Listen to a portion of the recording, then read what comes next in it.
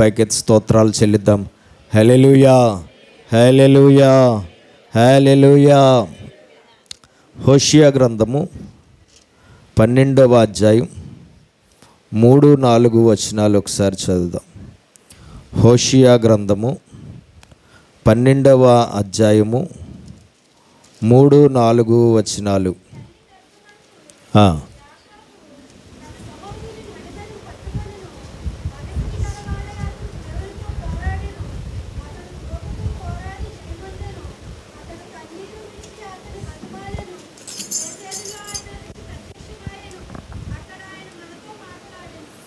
దేవునికి మహిమ కలుగునుగాక.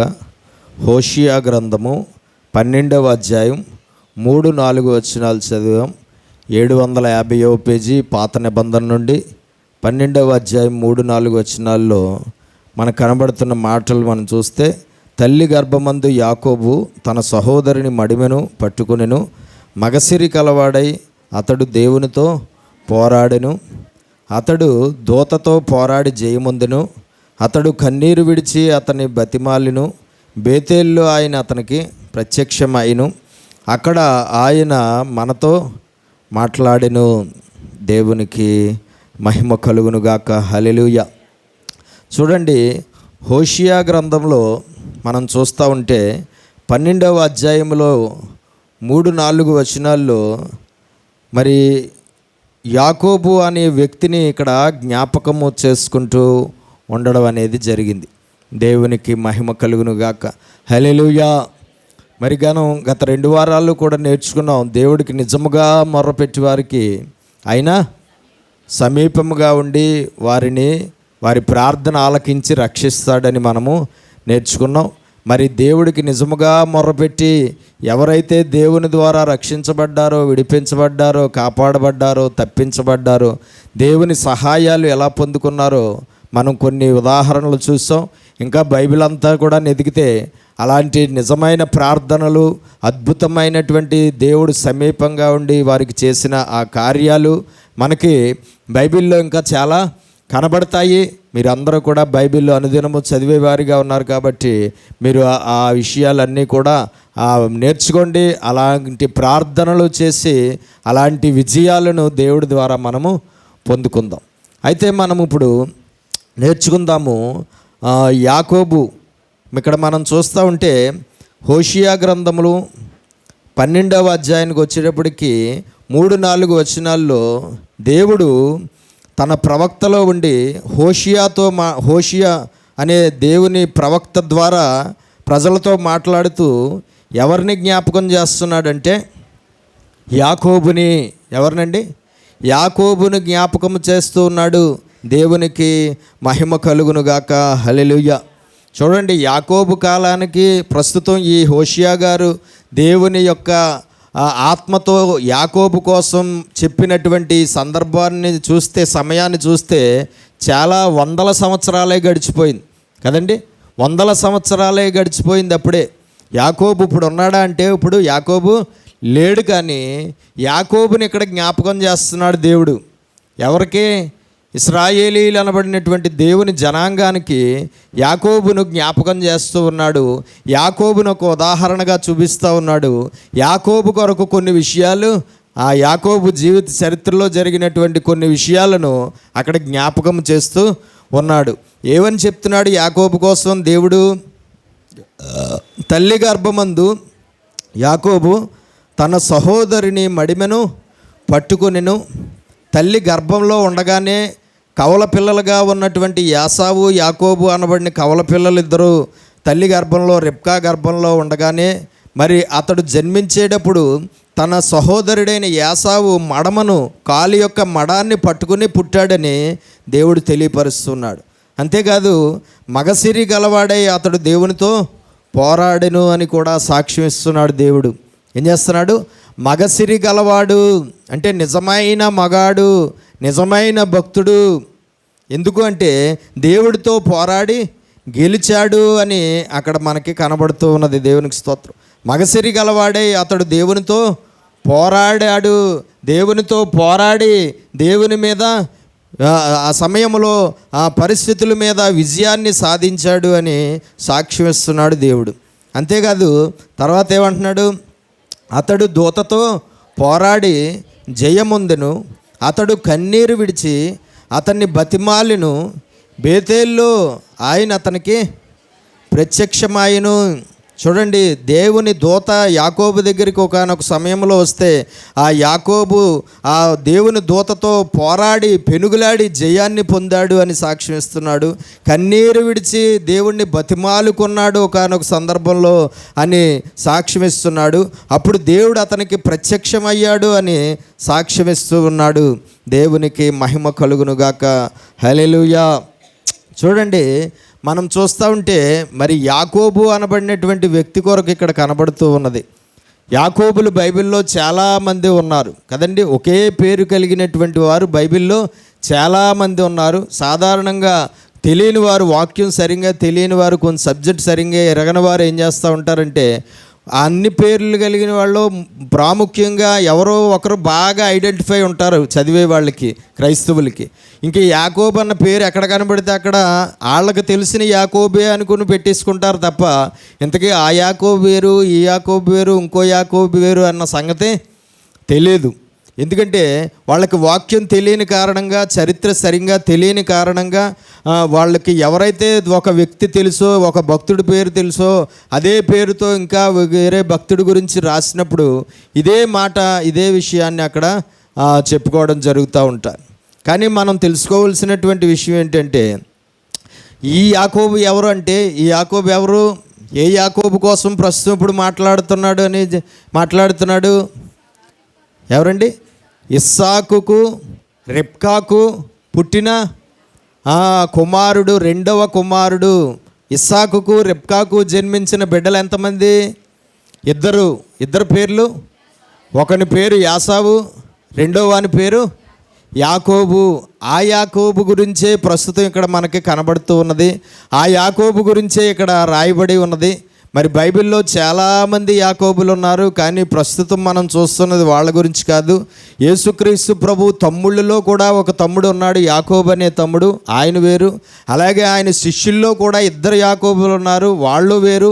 మొత్తానికి వీళ్ళందరూ కూడా వేరు. కానీ ఇప్పుడు మనకు కనబడుతున్నది ఎవరు అంటే ఇస్సాకుకు పుట్టినటువంటి సంతానములో రెండో వాడైన యాకోబు గురించి మనకు కనబడుతూ ఉన్నది. దేవునికి స్తోత్రం కలుగునుగాక.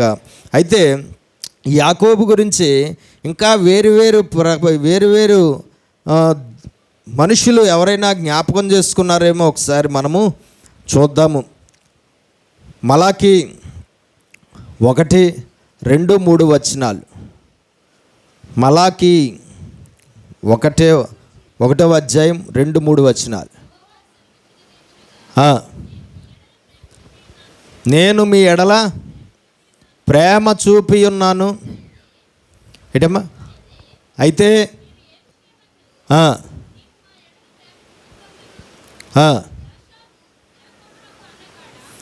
యాసావు యాకోబునకు అన్నకాడా. ఇక్కడ మలాకి అనే ప్రవక్త ద్వారా దేవుడు ఇశ్రాయేలీయులతో మాట్లాడుతున్నప్పుడు కూడా ఒకానొక సందర్భంలో దేవుడు యాకోబుని జ్ఞాపకం చేసుకుంటూ, లేదంటే యాకోబు గురించి కొన్ని విషయాలు చెప్పడం అనేది అక్కడ జరుగుతుంది. ఏమంటున్నాడు అక్కడ? యాసావు యాకోబుకి అన్నయ్య కాదా? నేను యాకోబుని ప్రేమించి తిని. దేవుడు ఒకానొక సందర్భంలో ఇశ్రాయేలీయులతో మాట్లాడుతూ తన ప్రవక్త ద్వారా నేను యాకోబుని ప్రేమించాను అని సాక్ష్యమిస్తున్నాడు. కొన్ని వందల సంవత్సరాల తర్వాత దేవుడు తన భక్తుల్ని జ్ఞాపకం చేసుకోవడం మనం చూస్తున్నాం. కొన్ని వందల సంవత్సరాల తర్వాత దేవుడు తన భక్తుల్లో కొంతమందిని మాదిరికరంగా అప్పుడు ప్రజలకు చూపించడం చూస్తున్నాం. వారి విషయాల్లో కొన్ని విషయాలను మీరు కూడా పాటించాలి అని, వారిలాగా మీరు కూడా ఉండాలని ఉదాహరణగా యాకోబుని దేవుడు చూపించడం అనేది మనము చూస్తూ ఉన్నాం. ఏమని కనబడుతుంది మనకి ఇక్కడ? నేను యాకోబును ప్రేమించి తిని. దేవునికి స్తోత్రం. తల్లి గర్భములో ఇంకా పడకముందే, అతడు యాకోబు భూమి మీద పుట్టకముందే దేవుడు యాకోబును ప్రేమించాడు అని మనకి కనబడుతుంది. ఇందాకేం కనబడుతుంది? దేవునితో పోరాడి గెలిచాడు అని కనబడుతుంది. మగసిరి కలిగిన వాడు అని కనబడుతుంది. దేవుడు అతనికి ప్రత్యక్షమయ్యాడు అని కనబడుతుంది. దేవుడిని అతడు బతిమాలుకుంటే దేవుడు అతనికి ప్రత్యక్షమయ్యాడు అని కనబడుతూ ఉన్నది. దేవునికి మహిమ కలుగునుగాక. హల్లెలూయా. చూడండి, మలాకీలో కూడా ఆయన ప్రస్తావన వచ్చి రావడం మనం చూస్తాం. కీర్తనల గ్రంథము 105వ అధ్యాయం, కీర్తనల గ్రంథం 105వ అధ్యాయం 23-24 వచనాలు.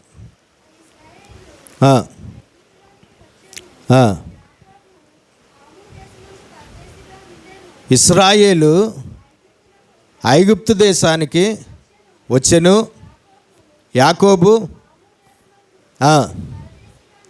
యాకోబు హాము దేశమందు పరదేశిగా ఉండెను.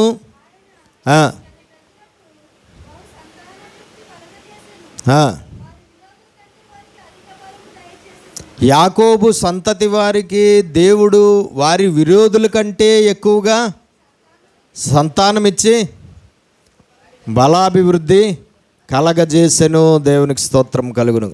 కీర్తనాకారుడు జ్ఞాపకం చేసుకుంటున్నాడు. ఎవరిని? యాకోబుని జ్ఞాపకం చేసుకుంటున్నాడు. ఇశ్రాయేలు, యాకోబుకున్న మరొక పేరేంటి? ఇశ్రాయేలు. అతడి మొదటి పేరు యాకోబు, తల్లిదండ్రులు పెట్టిన పేరు యాకోబు. కానీ దేవుడు అతని పేరు తర్వాత మార్చివేశాడు. ఏమని? నువ్వు ఇక మీదట యాకోబు అని అనబడవు, ఇక మీదట నువ్వు ఇశ్రాయేలు అని పిలువబడతావు. యాకోబు అనే మాటకు అర్థం ఏంటి అంటే మోసగాడు. యాకోబు అనే మాటకు అర్థం ఏంటి? మోసగాడు. ఇశ్రాయేలు అనే మాటకు అర్థం ఏంటి? దేవునితో పోరాడినవాడు. ఏంటండి? ఇశ్రాయేలు అనే మాటకు అర్థం ఏంటి? దేవునితో పోరాడినవాడు. కాబట్టి దేవుడు అతనికి పెట్టిన పేరేంటంటే ఇశ్రాయేలు. ఎందుకంటే దేవునితో పోరాడి విజయాన్ని సాధించాడు కాబట్టి దేవుడు అతనికి ఏమని పేరు పెట్టాడు? ఇశ్రాయేలు అని పేరు పెట్టడం అనేది జరిగింది. కాబట్టి ఇక్కడ కీర్తనాకారుడు కూడా యాకోబును జ్ఞాపకం చేసుకోవడం మనం చూస్తూ ఉన్నాము. అలాగే అపోస్తుల కార్యములు 7వ అధ్యాయము 8 నుంచి చదువుదాం. అపోస్తుల కార్యములు 7వ అధ్యాయం 8 నుంచి.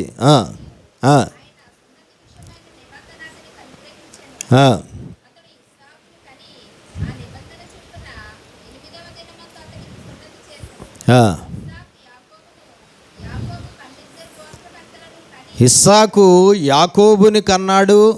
యాకోబేమో 12 మందిని కన్నాడు. ఆ 12 మంది ఇశ్రాయేలీల 12 గోత్రకర్తలుగా ఉన్నారు అని ఇక్కడ చెప్తూ ఉన్నాడు. చేసిరు.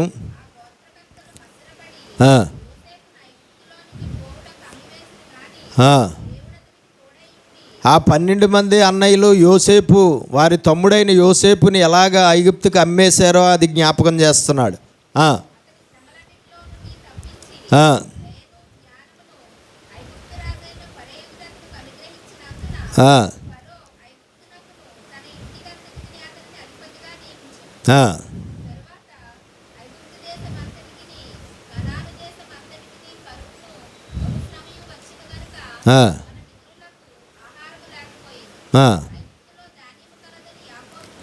యాకోబు ఐగుప్తులో ధాన్యము ఉన్నది అని విన్న తర్వాత వాళ్ళ కొడుకులైనటువంటి యాకోబు కొడుకులైనటువంటి వారిని ఆ ఐగుప్తుకి ధాన్యం కోసం పంపించడం అనేది జరిగింది.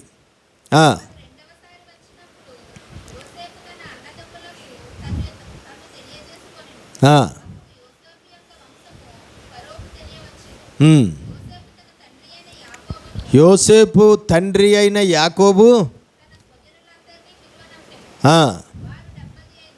మొత్తం 75 మంది యోసేపు కాలంలో కనాను దేశం నుంచి ఐగుప్తు దేశానికి పరదేశులుగా వచ్చిన యాకోబు సంతతి ఎంతమంది అంటున్నాడు?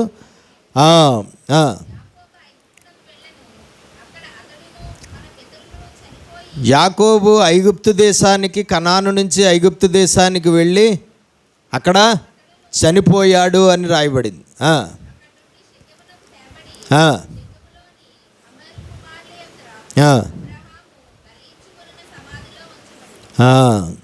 దేవునికి స్తోత్రం. ఇక్కడ యాకోబుని జ్ఞాపకం చేసుకుంటున్నది ఎవరు? యాకోబు కోసం, ఇస్సాకు కోసం, 12 మంది కోసం, యోసేపు కోసం కొన్ని విషయాలు అక్కడ ప్రజలతో చెప్తున్నాడు. ఎవరండి? స్టెఫను. ఎవరండి వ్యక్తి? స్టెఫను అనే భక్తుడు ఆ సమయంలో యెరూషలేములో అక్కడ ఉన్నటువంటి యూదా జనులు ఎవరైతే ఉన్నారో ఆ యూదా జనులకు చరిత్రలో జరిగిన విషయాలు కొన్ని చెప్తూ ఎక్కడికి వెళ్ళాడు? యాకోబు దగ్గరికి కూడా వెళ్ళడం జరిగింది. యాకోబు గురించి కూడా చెప్పడం జరిగింది. యాకోబు యొక్క జీవితంలో జరిగిన కొన్ని సత్యాలు కొన్ని ఆ తర్వాత కాలంలో స్టెఫను ప్రజలకు తెలియపరచడం అనేది కూడా మనము చూస్తున్నాం. దేవునికి స్తోత్రం. చూడండి, ఈ యాకోబు గురించి బైబిల్లో చాలా చోట్ల ప్రస్తావించబడింది. ఒక వ్యక్తి కోసం వేరువేరు గ్రంథకర్తలు దేవుని ఆత్మతో నింపబడి ఆయా సమయాల్లో ఆ వ్యక్తి కోసం మాట్లాడడం, ఆ వ్యక్తి కోసం చెప్పడం, ఆ వ్యక్తి కోసం సాక్ష్యం ఇవ్వడం, ఆ వ్యక్తి కోసం మాదిరికరంగా ఆ వ్యక్తిని ఉంచుకోవాలని తెలియపరచడం అనేది మనకిక్కడ కనబడుతూ ఉన్నది. దేవునికి స్తోత్రం కలుగునుగా. కాబట్టి స్టెఫను కాలంలో కూడా, కొత్త నిబంధన కాలంలో స్టెఫను కూడా యాకోబుని జ్ఞాపకం చేసుకున్నాడు అని మనకి కనబడుతుంది. తర్వాత రోమా 9:13 రోమీలకు రాసిన పత్రిక 9వ అధ్యాయము 13వ వచనం.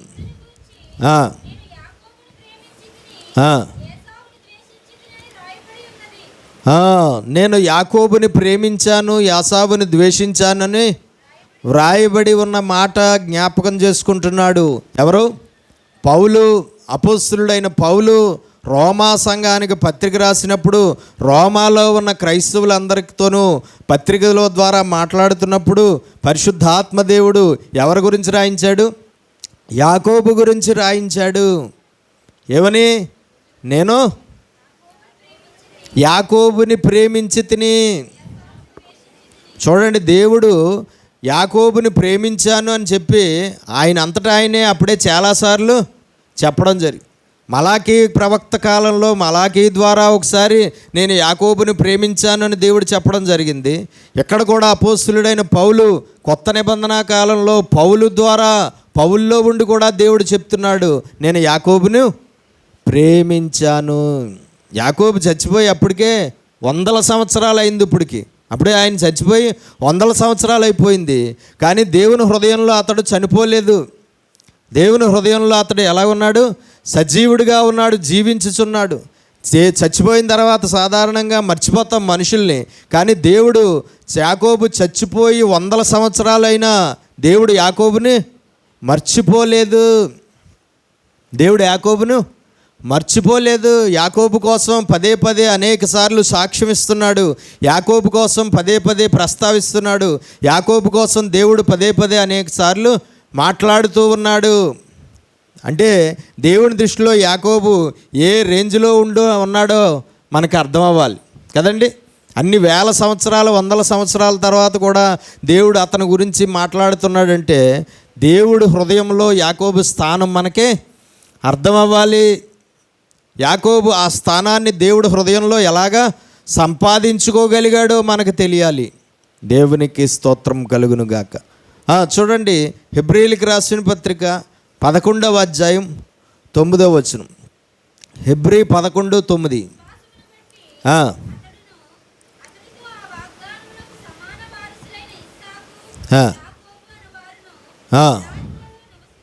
ఇస్సాకు, యాకోబు అని వారు గుడారములలో నివసించుచు అన్యుల దేశములో ఉన్నట్టుగా వాగ్దత్త దేశములో పరవాసులై ఉన్నారు, పరవాసులుగా ఉన్నారు. దేవుడు వాగ్దానం చేసిన దేశంలో వారు ఒకానొక సమయంలో ఎలాగున్నారు? గుడారాలు వేసుకుని నివసించుచు ఆ దేశంలో పరదేశులుగా, వేరే దేశస్తులు ఇంకో దేశానికి వెళ్ళి నివసించడాన్ని పరదేశులు అంటారు. పరదేశులుగా ఆ దేశంలో వారు నివసించారు అని కూడా అపోస్తలుడైన పౌలు హెబ్రీ సంఘానికి పత్రిక రాసినప్పుడు మరలా ఒకసారి ఎవరిని జ్ఞాపకం చేసుకున్నాడు? యాకోబుని జ్ఞాపకం చేసుకున్నాడు. ఇక్కడ మనం జ్ఞాపకం చేసుకున్న వారు అందరూ, రాసిన వారు అందరూ మనుషులు వేరువేరు. కానీ ఇంతకీ ఆ యాకోబు గురించి వాళ్ళందరూ మాట్లాడారంటే అది ఎవరి వల్ల? దేవుని ఆత్మ, దేవుడు జ్ఞాపకం చేసుకుని, దేవుడు మాట్లాడి, దేవుడు అక్కడ యాకోబుని గుర్తు చేస్తూ ఉన్నాడు. దేవునికి మహిమ కలుగును గాక. హల్లెలూయా. యాకోబు అనే పేరుకి అర్థం మోసగాడు. మోసగాడైన వాడు దేవుడి హృదయంలో అంత గొప్ప స్థానాన్ని ఎలా సంపాదించుకోగలిగాడు? యాకోబు జీవితంలో కొన్ని మోసాలు జరిగాయి. కొన్ని మోసాలు అతడు తన సొంత అన్నయ్యకే చేశాడు. కానీ అలాంటి మోసగాడు ఎలాగ దేవుడికి దగ్గర అంత గొప్ప స్థానాన్ని సంపాదించుకోగలిగాడు? ఎలాగ దేవుని చేత ప్రేమించబడ్డాడు? ఎలాగ దేవుడికి అన్ని వేల సంవత్సరాలైపోయినా గుర్తుకుండగలిగాడు? దేవునికి స్తోత్రం కలుగునుగా. మొదట అతడు మోసగాడే, కానీ తర్వాత అతడు మోసగాడు కాదు. తర్వాత అతని పేరు దేవుడు ఇశ్రాయేలు అని మార్చడం జరిగింది. ఇశ్రాయేలు అనే మాటకు అర్థం దేవునితో పోరాడినవాడు. దేవునికి స్తోత్రం కలుగును గాక. హల్లెలూయా. కాబట్టి మనము మొదట ఎవరము, ఎలా ఉన్నాము, మన జీవితం ఏంటి, మన బ్రతుకేంటి, మన విధానం ఏంటి అన్నది అనవసరం. తర్వాత దేవుడి దగ్గర ఏ స్థానాన్ని సంపాదించుకోగలిగాం, తర్వాత దేవుడి దగ్గర మనము ఎలాగున్నాం, తర్వాత దేవుని దృష్టిలో ఎలాగున్నామన్నదే చాలా ముఖ్యమైన విషయము. మొదట అందరూ ఎవరు? మొదట అందరూ పాపులే. నీతిమంతుడు ఒక్కడో లేడు. అందరూ పాపులే, అందరూ నీచులే, అందరూ దుర్మార్గులే, అందరూ దుష్టులే. అవునా? కాబట్టి మనం అందరము కూడా ఎక్కువ తక్కువ ఏమీ లేదు, కానీ అందరం మొదట ఎవరు? దేవుని దృష్టిలో పాపులము, నీచులము, దుష్టులము, దుర్మార్గులము. కానీ దేవుడి దగ్గరికి వచ్చిన తర్వాత మన స్థానం ఏంటి? దేవుడి దగ్గరికి వచ్చిన తర్వాత మనం దేవుడి దగ్గర ఎలాగున్నాం? దేవుడి హృదయంలో ఎలాంటి స్థానాన్ని సంపాదించుకున్నాం? దేవుడికి ఎలాగ ఇష్టలు అయ్యామా అవ్వలేదా? దేవుడికి జ్ఞాపకం ఉన్నామా లేదా? దేవుడు మన గురించి చెప్తున్నాడా లేదా? దేవుడు మన కోసం సాక్ష్యం ఇచ్చాడా లేదా? దేవుడు ఎలాగ మనల్ని ప్రేమిస్తున్నాడు అన్నది చాలా ముఖ్యమైన విషయము. దేవునికి స్తోత్రం. తర్వాత ఎలాగున్నాం, తర్వాత ఎలా మారాం, తర్వాత దేవుడి విషయంలో మన స్థానం ఏంటి, లేదంటే దేవుడి దగ్గర మన స్థానం ఏంటి? దేవునికి మహిమ కలుగును గాక. హల్లెలూయా. కాబట్టి మనం తెలుసుకుంటే ఇక్కడ కొత్త నిబంధనలోనైతేనేంటి, పాత నిబంధనలోనైతేనేంటి, దేవుడు చాలాసార్లే ఎవరిని జ్ఞాపకం చేసుకున్నాడు? యాకోబుని జ్ఞాపకం చేసుకున్నాడు. యాకోబు గురించి మాట్లాడాడు. యాకోబుని ప్రేమిస్తున్నానని చెప్పాడు. యాకోబు జీవితంలో జరిగిన కొన్ని విషయాలను అక్కడ ప్రస్తావించి మీరు కూడా యాకోబుని మాదిరిగా తీసుకోవాలని చెప్తున్నాడు. యాకోబులాగా మీరు ఉండాలని చెప్తున్నాడు. దేవునికి స్తోత్రం కలుగును. చూడండి, మన కోసం సాక్ష్యం ఎవరివ్వాలో తెలుసా? ఎవరిది నిజమైన సాక్ష్యమో తెలుసా? దేవుడిది. మన కోసం సాక్ష్యం ఇస్తాడా? ఇవ్వడా? దేవుడు ఇస్తాడు. మన కోసం దేవుడిచ్చిన సాక్ష్యమే నిజం తప్ప మన కోసం మనుషులు ఇచ్చిన సాక్ష్యం నిజము కాదు. ఆ మనుషుల దృష్టిలో మనుషులకి ఇష్టంగా ఉంటే మంచి సాక్ష్యం ఇస్తారు. ఒకవేళ ఎప్పుడైనా ఏదైనా గొడవ ఏమన్నా కోపతాపాలు మధ్యలో వచ్చినాయి అంటే ఆ ముందు ఇచ్చిన మంచి సాక్ష్యం వల్ల ఎలా మారిపోద్ది? తర్వాత చెడ్డ సాక్ష్యంగా మారిపోద్ది. అప్పుడు అడుగుతారు, అంతకుముందు ఈ మనిషి కోసం చాలా గొప్పగా చెప్పారు కదండి మీరు, ఇప్పుడేంటి ఇలా చెప్తున్నారంటే, అప్పుడు ఇష్టమయ్యాడు కాబట్టి మంచి సాక్ష్యం ఇచ్చారు, ఇప్పుడు ఏదో వచ్చింది పోయే కాలం, అందుకని సాక్ష్యం మారిపోయింది. దేవునికి స్తోత్రం. కాబట్టి మనుషుల సాక్ష్యాలు లక్ష్య పెట్టకండి. ఒకవేళ మీకోసం మనుషులు ఎవరైనా మంచి సాక్ష్యాలు ఇస్తే గాలి కొట్టిన బుడగల్లాగా ఉబ్బిపోకండి. కానీ ఎందుకంటే టక్కని పిన్నిస్తూ పొడిసేసి గాలి అంతా ఒకసారే తీసేస్తారు మనుషులు. కాబట్టి గాలి కొట్టిన బుడగల్లాగా మంచి సాక్ష్యం మనుషులు ఇస్తూ ఉంటే ఉబ్బిపోతూ ఉంటారు. అలా ఉబ్బిపోకండి. మనుషుల సాక్ష్యము వ్యర్థము. మన కోసం సాక్ష్యం ఇచ్చేవాడు దేవుడు. మన కోసం ఖచ్చితమైన సాక్ష్యం, నిజమైన సాక్ష్యం, కరెక్ట్ సాక్ష్యం ఎవరిస్తారు? ఇప్పుడు దేవుడే ఇస్తాడు. దేవుడి దగ్గర మంచి సాక్ష్యం మనం సంపాదించుకోవాలి. దేవుడి దగ్గర మంచి సాక్ష్యం ఎవరు సంపాదించుకున్నారు? యాకోబు సంపాదించుకున్నాడు. మానవరీత్యా చూసుకుంటే అతడు తన అన్నయ్య దగ్గర మంచి సాక్ష్యం పొందుకోలేదు కదా. తన అన్నయ్య దగ్గర మంచి సాక్ష్యం పొందుకోలేదు. తన తండ్రి దగ్గర కూడా మంచి సాక్ష్యం పొందుకోలేదు. కానీ తండ్రి దగ్గర, అన్న దగ్గర వచ్చిన చెడ్డ సాక్ష్యంతో పని లేదు. దేవుడి దగ్గర అతడు మంచి సాక్ష్యం కలిగి ఉన్నాడు. అదే మనం పరిగణలోకి తీసుకోవాలి. దేవునికి స్తోత్రం కలుగును గాక. అదే మనము పరిగణలోకి తీసుకోవాలి. కాబట్టి మనం తెలుసుకోవాల్సింది ఏంటంటే, యాకోబు అసలు ఎవరి యాకోబు, ఈ యాకోబు చరిత్ర ఏంటి, దేవుడికి అంత ఇష్టం ఇవ్వడానికి అసలు కారణం ఏంటి అని మనము కొంచెం లోతుగా యాకోబు చరిత్రని పరిశీలన చేద్దాం. కొన్ని వారాలు పట్టచ్చు. కొంచెం లోతుగా యాకోబు కోసం మనం పరిశీలనగా నేర్చుకుందాం. యాకోబు కోసం పూర్తిగా నేర్చుకుని యాకోబుని మనం ఏ విషయాల్లో ఫాలో అవ్వాలో మనము తెలుసుకుందాం. యాకోబు గురించి పూర్తిగా నేర్చుకుని యాకోబు అసలు దేవుడికి అంత దగ్గరవాడు ఎలాగయ్యాడో మనం తెలుసుకుందాం.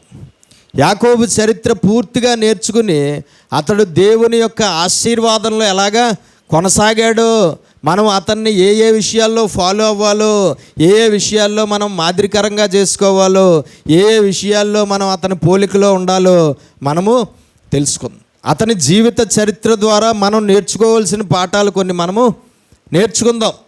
సరే, వద్దాము యాకోబు దగ్గరికి వద్దాం. ఎక్కడి నుంచి కనబడతాడు యాకోబు?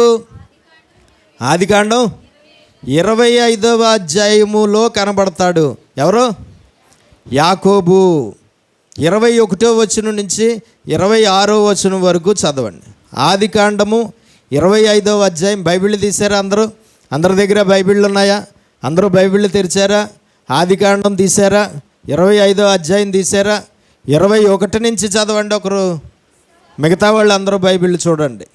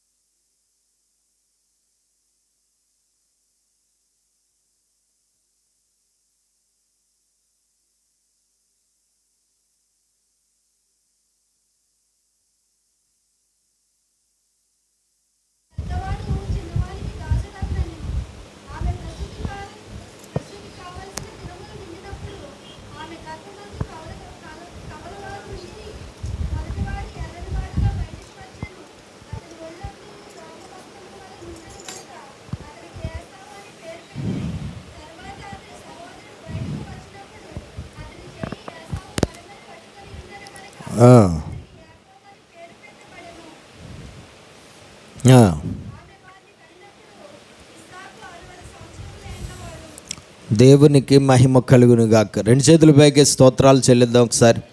హల్లెలూయా, హల్లెలూయా. చూడండి, 25వ అధ్యాయం ఆదికాండంలో మనకి కనబడతాడు. ఎవరు?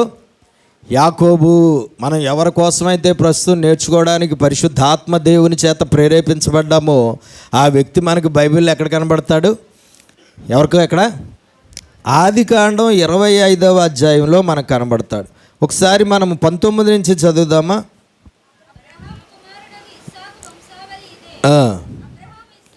అబ్రహాము ఇస్సాకును కన్నాడు.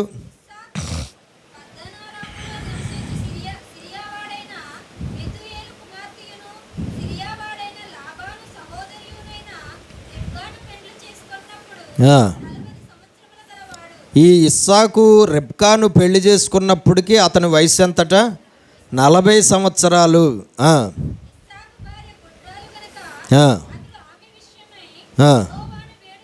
ఈ ఇస్సాకు తన భార్య అయిన రెబ్కా గొడ్రాలుగా ఉన్నప్పుడు, పిల్లలు లేకుండా ఉన్నప్పుడు ఆమె కొరకు యెహోవాను ఈ ఇస్సాకు వేడుకున్నాడంట.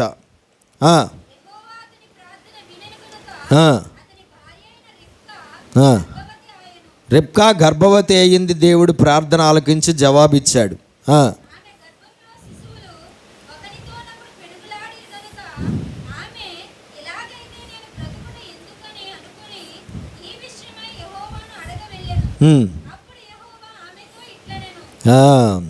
చూడండి, మనం ఇక్కడ చూస్తే అబ్రహాము కుమారుడికి ఇస్సాకు వంశావళి, అబ్రహాము ఇస్సాకును కనెను అని చెప్పి కిందకు వచ్చాడు. చూడండి, అబ్రహాముకు ఇస్సాకు ఒకడైనా పుట్టాడు, ఇంకా ఉన్నారా? ఎవరెవరు? ఇష్మాయేలు. అబ్రహాం భార్యలు ఎంతమంది? 3. చెప్పండి పేర్లు. శారా, హాగరు, కెతూరా. ఎవరు? కెతూరా. అబ్రహాము శారాకు పుట్టిన బిడ్డ ఎవరు? ఇస్సాకు. అబ్రహాము హాగరుకు పుట్టిన బిడ్డ ఎవరు? ఇష్మాయేల్.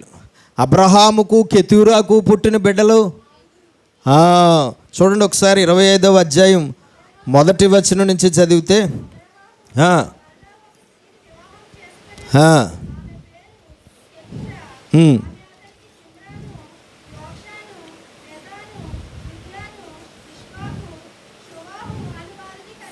దేవునికి స్తోత్రం. ఎంతమంది లెక్కెట్టండి ఒకసారి. ఆమె అతనికి జిమ్రాను 1 2 3 4 5 6 అనువారిని కనెను. అందరూ మగోళ్ళే. ఇప్పుడు ఎంతమంది అబ్రహాం సంతానం? ఈ యొక్క 6 ఆ యొక్క 2 మొత్తం ఎంతమంది? 8 మంది కోసం ప్రస్తుతం చెప్పట్లేదు. ఎవరి కోసం చెప్తున్నాడు? అబ్రహాము ఇస్సాకు కోసం చెప్తున్నాడు. ఇస్సాకును కనెను, ఇస్సాకు యాకోబుని కనెను, అంతే వెళ్ళిపోయింది అలాగే. మరి వీళ్ళందరూ చరిత్ర, వీళ్ళందరూ ఎన్నుకోబడిన వారు కాదు. బైబిల్లో చరిత్రలు కొంతమంది ఉన్నాయి, వంశావళులు కొంతమంది ఉన్నాయి, కానీ దేవుని చేత ఎన్నుకోబడిన వారియే లైన్ కనబడతా తప్ప ఎన్నికలో లేని వారి ఇంకా అందులో మనకి పెద్దగా కనబడవు. కొంతమంది అయితే అక్కడక్కడ జస్ట్ ఇదే ఒక ముక్క కనబడతాయి, కొంతమంది ఇంకా అసలు ఏవీ ఉండవు. దేవునికి స్తోత్రం కలుగును. అబ్రహాము సంతానములో ఎన్నుకోబడినటువంటి వాడు ఎవరు అంటే ఇస్సాకు. ఇస్సాకు సంతానంలో దేవుడి చేత ఎన్నుకోబడిన వాడు ఎవరంటే యాకోబు. ఇస్సాకు కూడా 2 ఉన్నారు, యాసావు. కానీ యాసావు ఎన్నికలో లేడు, యాసావు దేవుని ప్రణాళికలో లేడు, యాసావు దేవుని చిత్తంలో లేడు. కానీ ఎవరున్నారు? యాకోబు ఉన్నాడు. యాకోబు ఎన్నుకోబడ్డాడు, యాకోబు దేవుని చేత ప్రేమించబడ్డాడు, యాకోబు ప్రతిష్ఠించబడ్డాడు, యాకోబు ఆ విధంగా ఉన్నాడు. దేవునికి స్తోత్రం. కాబట్టి మనము దేవుని దృష్టిలో ఎలాగుండాలి? ఎన్నుకోబడిన వారంగా ఉండాలి. దేవుడు అలా పక్కకి గెంటేసే లిస్టులో మనం ఉండకూడదు, పక్కన పెట్టేసిన గుంపులో మనం ఉండకూడదు. ఎందులో ఉండాలి? దేవుడు ఎన్నుకున్న గుంపులో మనం ఉండాలి, దేవుడు ఏర్పాటు చేసుకున్న గుంపులో మనం ఉండాలి, దేవుడు ప్రతిష్ఠించుకున్న గుంపులో మనం ఉండాలి, దేవుడు ప్రేమించుచున్న వారి గుంపులో మనము ఉండాలి అన్నది మనం తెలుసుకోవాల్సిన సత్యము. సరే, ఇక్కడ యాకోబుకు ఇక్కడ ఇస్సాకుకు పెళ్ళి అయ్యిందంట. 40 సంవత్సరాలు. రెబ్కా అతని భార్య, మొదట గొడ్రాలు. కానీ తర్వాత ప్రార్థన చేస్తే దేవుడు ఆమె గర్భాన్ని తెరిచాడు, ఆమెకు 2 బిడ్డలను ఇచ్చాడు. అయితే గర్భంలో జరిగిన విషయం ఇక్కడ కనబడుతుంది. 22 నుంచి చదివితే ఏం కనబడుతుంది?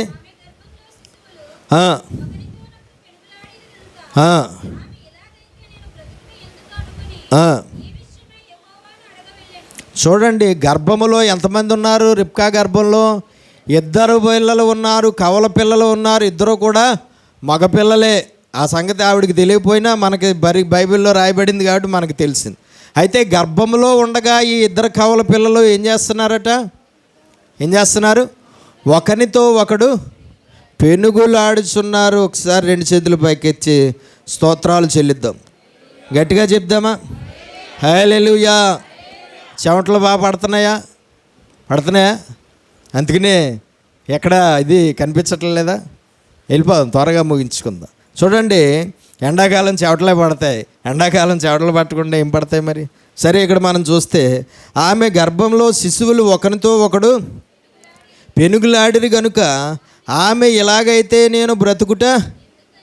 ఇక్కడ మనం ఒక ప్రశ్న నేను మీకు వేస్తాను. ఈ గర్భములో 2 ఉన్నారు, ఇంతకీ పెనుగులాడిన వారు ఎవరు? యాసావు యాకోబుతో పెనుగులాడా, లేదంటే యాకోబు యాసావుతో పెనుగులాడా? యాకోబే యాసావుతో పెనుగులాడాడు.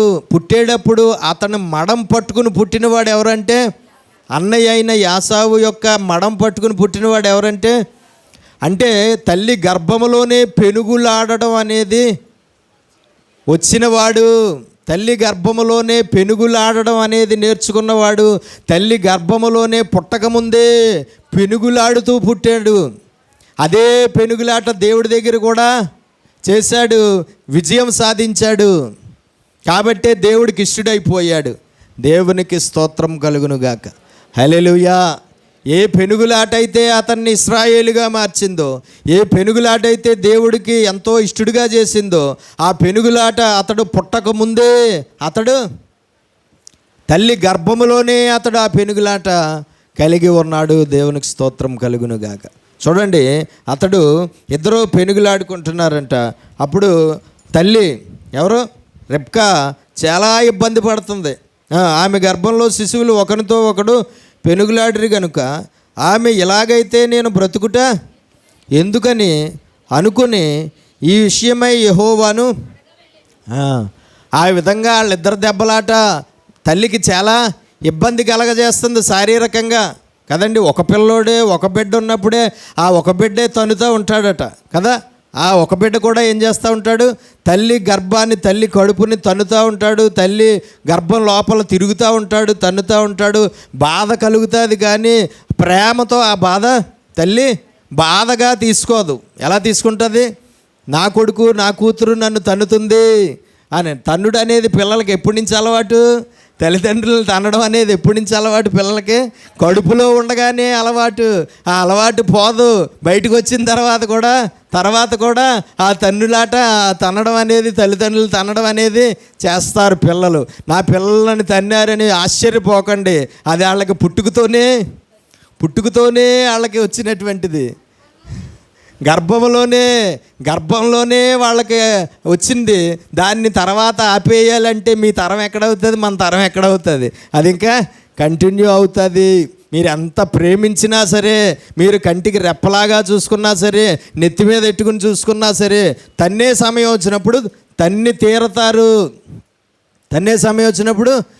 తీరతారు. అందుకనే పిల్లల మీద ఎక్కువ ప్రేమ మమకారాలు పెంచుకోకండి.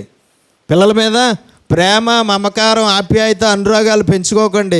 ఎవరి మీద పెంచుకోండి, అన్నిని దేవుడి మీద పెంచుకోండి. ఎందుకంటే ఆయన తన్నడం అనేది జరగదు. ఎప్పుడు ఆయన చేదరించుకోవడం జరగదు, ఆయన విసర్జించడం జరగదు, ఆయన అవమానించడం జరగదు, ఆయన అసహించుకోవడం జరగదు, ఆయన దూషించడం జరగదు, ఆయన విడిచిపెట్టడం అనేది జరగదు. పిల్లల విషయంలో, మనుషుల విషయంలో, భార్య విషయంలో, భర్త విషయంలో, అందరి విషయంలోనూ ఇవన్నీ జరుగుతాయి. కానీ ఒక్క దేవుడి విషయంలో మాత్రం, దేవుడు మాత్రం మనల్ని అలాగా చూడడండి. దేవునికి స్తోత్రం కలుగునుగా.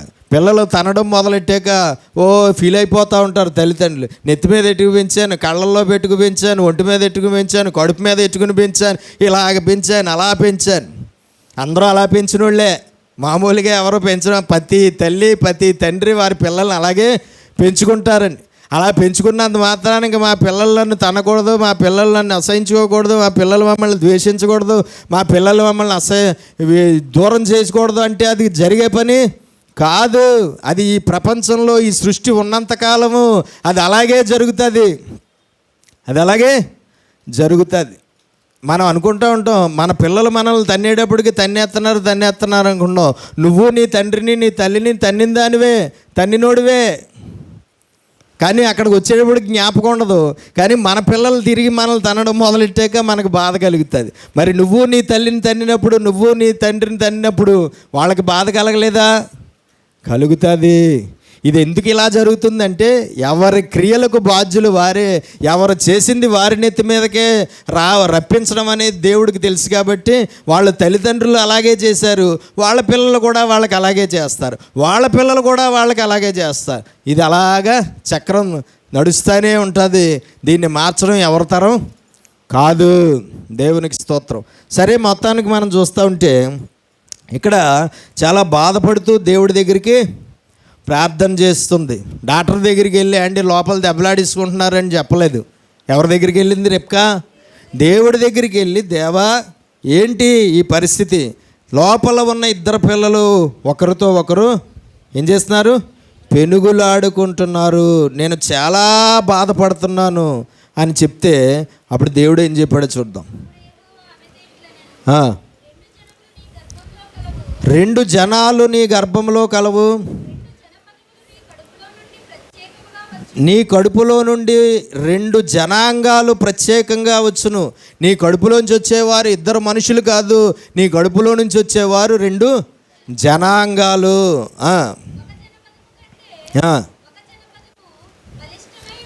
ఒక జనాంగం కంటే మరొక జనాంగము బలిష్టమై ఉండెను. ఇద్దరు ఒకేలాగా, ఇద్దరు బలిష్టమైన జనాంగం కాదు, ఒకడు కంటే ఒకడు బలమైన వాడు. ఒక జనాంగం కంటే మరొకని జనాంగము బలమైన జనాంగం. పెద్దవాడు చిన్నవానికి దాసుడు అగును. పెద్దవాడు జనాంగం ఎవరు? పెద్దవాడు పేరేంటి? యాసావు. యాసావు పేరు మరొకటి ఉంది, ఎదోము. ఎదోములోంచి వచ్చిన సంతానం అందరూ కూడా ఎదోమీయులు. యాకోబులోంచి వచ్చిన సంతానము, యాకోబు పేరు ఇశ్రాయేలు. యాకోబులోంచి వచ్చిన సంతానం యొక్క పేరు, జనాంగం పేరు ఇశ్రాయేలీయులు. ఈ ఇద్దరిలో ఎవరు బలమైన జనాంగం? ఇశ్రాయేలీలే బలమైన జనాంగం కదా. ఈ ఇద్దరిలో ఈ యాకోబు సంతతి అనబడినటువంటి జనాంగం, ఇశ్రాయేలీయులు అనబడిన జనాంగం ఎవరు? చాలా బలమైన జనాంగం.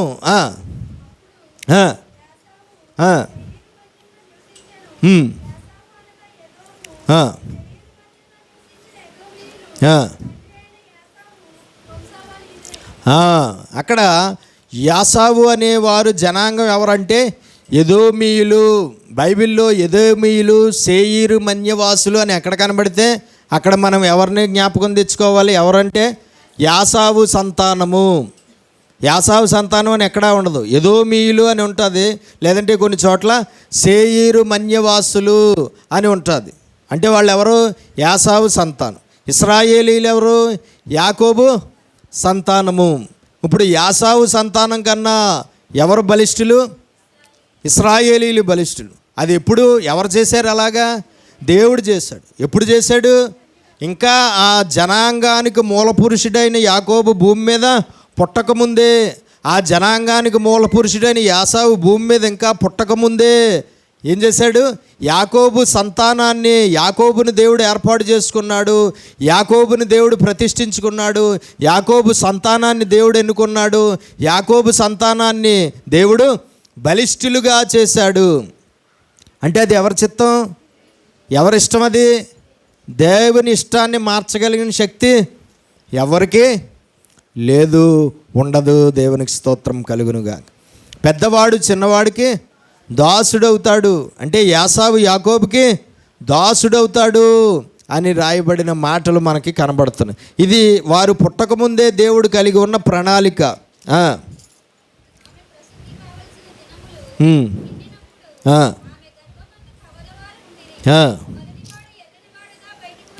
మొదటివాడు బయటకు వచ్చాడట యాసావు.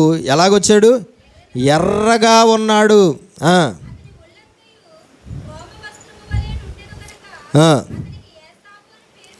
ఒళ్ళంతా, అతడు పుట్టేటప్పుడే ఒళ్ళంతా రోమాలు కలిగిన వాడుగా ఉన్నాడు. ఒళ్ళంతా కూడా చాలా వెంట్రుకలు కలిగి ఉన్నాడు. నిజానికి అసలు పుట్టేటప్పుడు అసలు తల మీద తప్ప వెంట్రుకలు ఎక్కడన్నా ఉంటాయా? పిల్లలకి పుట్టేటప్పుడు తల మీదే ఉంటాయి తప్ప ఇంకా ఒంటి మీద ఎక్కడా వెంట్రుకలు ఉండవు. కానీ ఈయన స్పెషల్ ఏంటంటే ఈయన పుట్టేటప్పటికే ఒంటి నిండా వెంట్రుకలు ఉన్నాయి. ఒంటి నిండా ఏమున్నాయి? రోమాలు వస్త్రంలాగా ఉన్నాయంట. అందుకని అతనికి ఏమని పేరు పెట్టారంట? యాసావు అని పేరు పెట్టారు. యాసావు అంటే అర్థం ఏంటి? రోమము లేక ఎర్రని వాడు అని కింద ఫుట్ నోట్లో ఉంది అని పేరు పెట్టిరి. తర్వాత కవల పిల్లల్లో రెండో వాడు పుట్టాడు.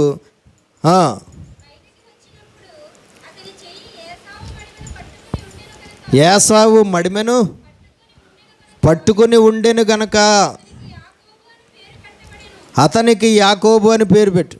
యాసావు బయటకు వచ్చాడు కదా. యాసావు బయటకు వచ్చేటప్పటికి కాలుని, యాసావు యొక్క కాలుని పట్టుకుని ఉన్నాడు.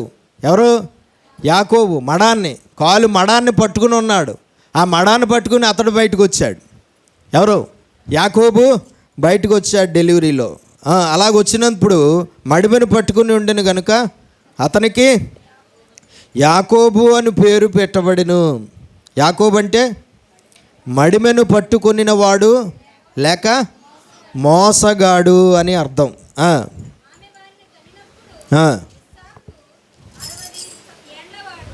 ఇస్సాకుకు వయసు ఎంత? అప్పటికి వీళ్ళిద్దరు పిల్లలు పుట్టేటప్పటికి అతని వయసు ఎంత?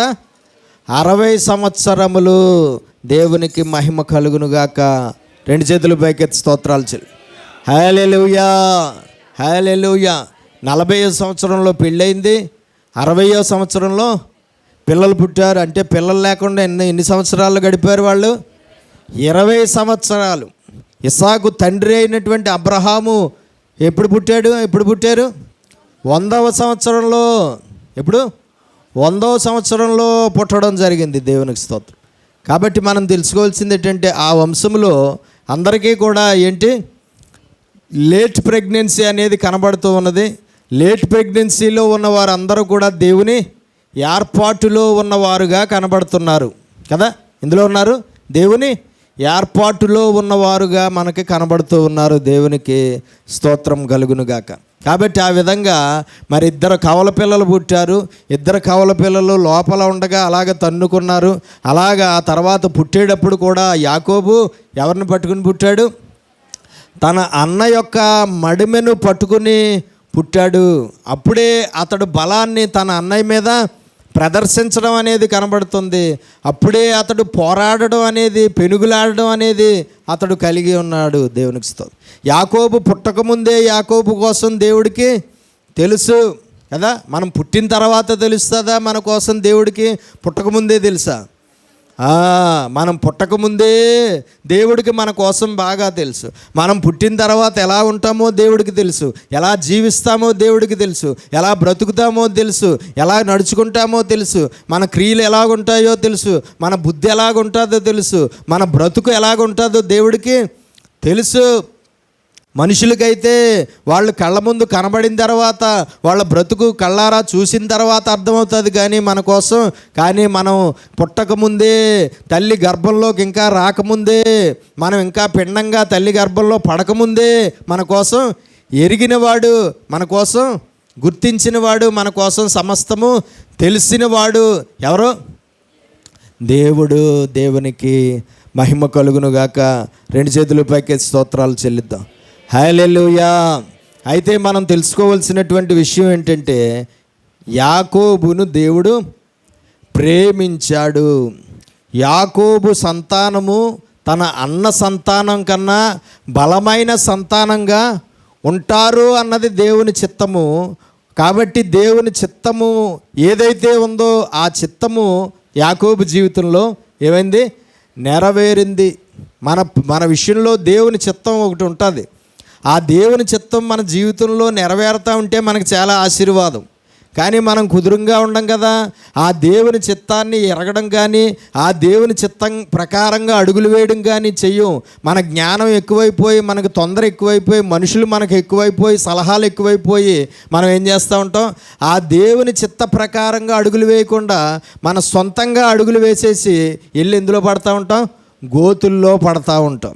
కానీ మన పట్ల దేవుడు కలిగి ఉన్న ప్రణాళిక, మన పట్ల దేవుడు కలిగి ఉన్న చిత్తం మనం మన దేవుడి ద్వారా కనిపెట్టి తెలుసుకుని గుర్తించి ఆ చిత్త ప్రకారంగా మనము అడుగులు వేయగలిగితే జీవించినంతకాలము ఆశీర్వాదాలు, దీవెనలు, ఆనందం, సంతోషం మనం అనుభవించగలుగుతూ ఉంటాం.